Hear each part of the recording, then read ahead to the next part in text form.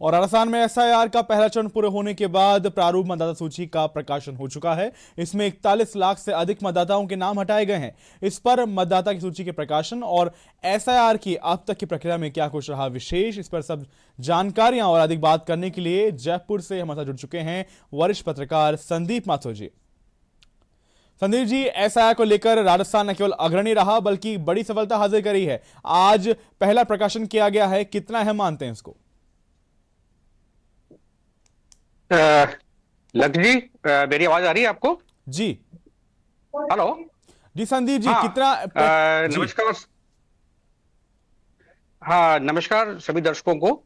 देखिए, अहम तो इसलिए है क्योंकि हम इसके उद्देश्य पे जाएं, एसआर के उद्देश्य पे जाएं, तो सबसे पहले हम देखेंगे कि इसकी जरूरत क्या पड़ी।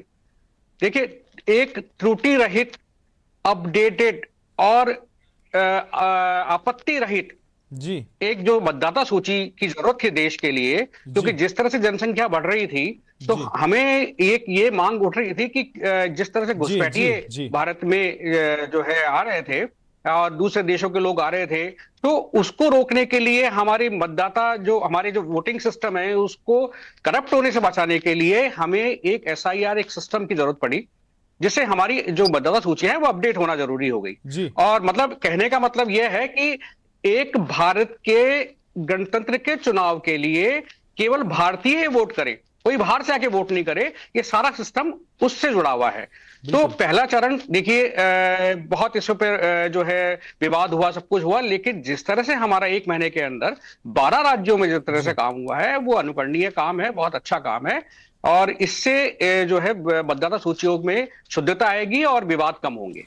जहां एक और विभिन्न बातें थी संदीप जी, वहीं दूसरी ओर जो राजस्थान है वो अग्रणी राज्य बनकर सामने आया, जी न केवल डिजिटलाइजेशन में बल्कि मैपिंग जी के कार्य में राजस्थान ने एक बड़ी सफलता हासिल करी। किस प्रकार देखते हैं इसको? जी, देखिए, इसमें सबसे बड़ा रोल है वो निर्वाचन आयोग का तो है ही, जी लेकिन जो सबसे छोटी कड़ी है जिसने घर घर जाके जो है काम किया वो है बीएलओ।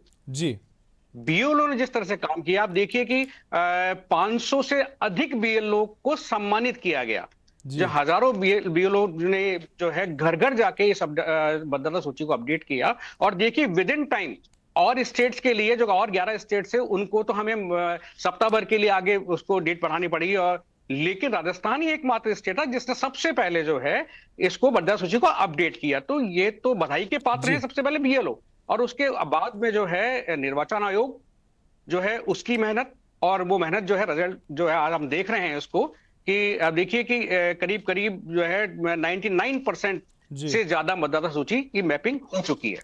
देखिए, पहला जो प्रारूप मतदाता लक्ष्य सूची है वो प्रकाशित हो चुकी है संदीप जी, और 41 लाख से अधिक मतदाताओं के नाम जी हटाए भी गए हैं। अब आगे की क्या प्रक्रिया रहने वाली है इसके जी अंदर? देखिए, अभी महीने भर में बाद में महीने भर का एक हमें समय है जो द्वितीय चरण शुरू होगा। जी इसमें आपत्तियां मांगी जाएगी। जैसे निर्वाचन आयोग का कहना है कि हमने अभी किसी के नाम हटाए नहीं है, लेकिन ये जो 42 लाख जो मतदाता हैं उनको हम कोई नोटिस नहीं देंगे। केवल 11 लाख मतदाता ऐसे हैं जिनके नामों में कहीं गड़बड़ आ रही है या कहीं लिस्ट में है, तो उनको लेकर वो उनको नोटिस दिए जाएंगे और उनसे जी कागज मांगे जाएंगे। लेकिन ये 42 लाख मतदाता भी यदि 15 जनवरी 16 जनवरी तक यदि अपने दस्तावेज निर्वाचन जी आयोग के सामने, ये जो सिस्टम है, जो एसडीओ है, जिस तरह की इन्होंने बना रखे हैं, जी उसमें उस सिस्टम में अपना दस्तावेज पेश करेंगे तो उनके नाम भी जोड़ दिए जाएंगे।